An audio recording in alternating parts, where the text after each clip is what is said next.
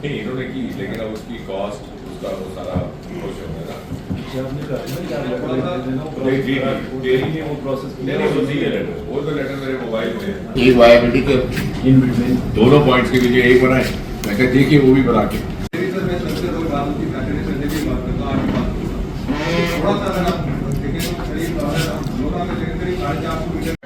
Sir जो मैंने बोला था कि मतलब मैं भी ट्रैक कर रहा हूं और जो तुम्हारा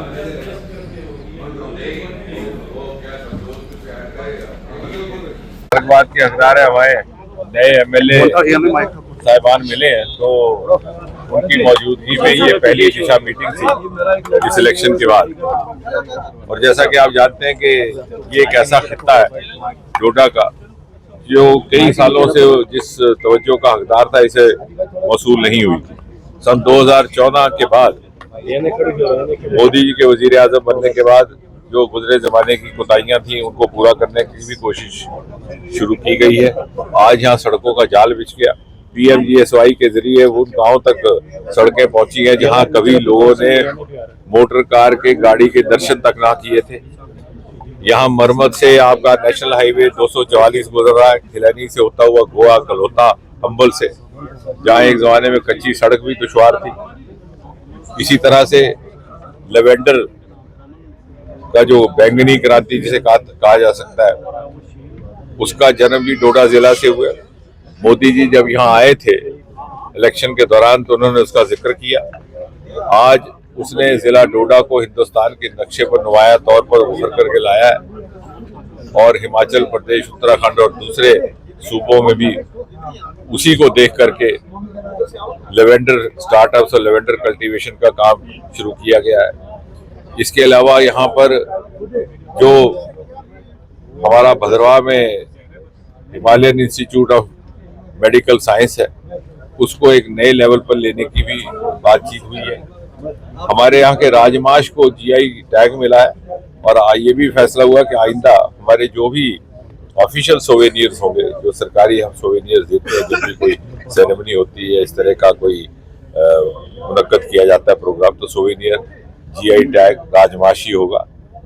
और साथ ही साथ मोदी जी ने बड़ी खूबसूरत हमें स्कीम दी है, हर घर बिजली मुफ्त, सूर्य मुफ्त बिजली, यानी सोलर का प्रोजेक्ट लगा करके आप अपने घर की बिजली भी मुफ्त में इस्तेमाल करें और जो बच जाए उससे आपको आमदन का जरिया भी हो सकता है, उसको भी बढ़ावा दिया जाएगा। एक साथ साथ खेल स्पर्धा है जिसमें बच्चों में खेल कूद और स्पोर्ट्स की हौसला अफजाई हो और दरियाए चनाब के किनारे जितने भी हमारे बड़े बड़े इंस्टीट्यूट्स इलाके में से उनको किस तरह से और तरक्की की सतह पर लाया जाए। कॉलेजेस बहुत सारे यहाँ मंजूर हो चुके थे, लेकिन चूँकि इलेक्शनें आ गई उनकी शुरुआत करने में थोड़ी देरी हुई थी, उसका भी यहाँ पर मुताला किया गया, उसका भी विचार विमर्श हुआ। और आने वाले वक्त में मुझे लगता है कि ये जो विकसित भारत की जो विकास यात्रा है और जो हमारी अर्थव्यवस्था हिंदुस्तान की, उसमें वैल्यू एडिशन का काम डोडा जैसे खित्तों के मार्फत हो। अच्छा, हाइड्रो इलेक्ट्रिक प्रोजेक्ट्स जो है उनकी क्या कंडीशन है, उनका क्या? हाइड्रो इलेक्ट्रिक प्रोजेक्ट्स कुल मिलाकर के डोडा किश्तवाड़ अगर में देखें तो आने वाले वक्त में 3-4 साल में हमारे 8000 मेगावाट तक होगा।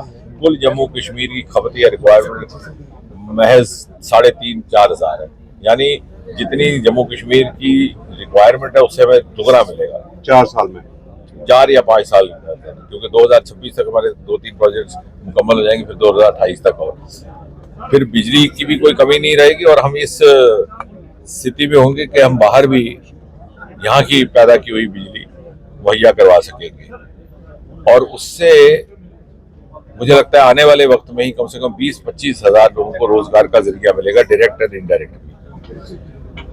और साथ ही साथ अगर किश्तवाड़ की बात करें तो सैफरान की पार्क का भी काम आज शुरू कर दिया गया और नीलम की खान की एक्सप्लोरेशन भी शुरू कर दी गई। तो कुल मिलाकर के ये पूरा का पूरा जो खित्ता है डोडा और किश्तवाड़ जिलों को मिलाकर के ये जम्मू कश्मीर और बल्कि हिंदुस्तान की ग्रोथ स्टोरी का एक बहुत अहम हिस्सा बनने वाला है आने वाले